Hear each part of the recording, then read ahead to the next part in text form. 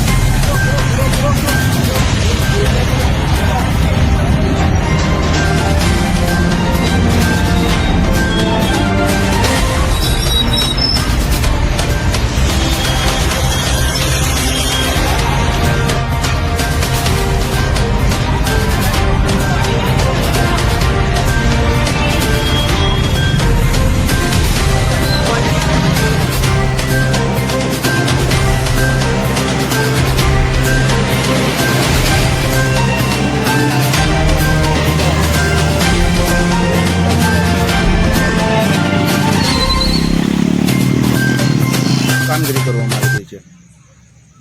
ત્યારે રાત્રે સાંજે જે વરસાદ અને વાવાઝોડા જેવું વાતાવરણ બન્યું હતું તે સમયે જે ઝાડો પડ્યા, ખાસ કરીને મુખ્ય રસ્તાઓ જે પર ઝાડ પડ્યા હતા જેના લીધે રસ્તાઓ બંધ થઈ ગયા હતા, એવા ઝાડોને જેસીબી દ્વારા હટાવ્યા। જેમ કે પાણીગેટ ફાયર સ્ટેશનની સામે, હરીશ પેટ્રોલ પંપની બાજુમાં, પાણીગેટ નવું જે પોલીસ સ્ટેશન બન્યું છે એની સામે, અને એવી રીતે આયુર્વેદિક 4 રસ્તા પાસે એવા મુખ્ય રોડ પર જે ઝાડો પડી ગયા હતા એ ઝાડોને વીજ જોડાણ બંધ કરાવીને સાઈડ પર કરાવ્યા છે અને રસ્તા ખુલ્લા કર્યા।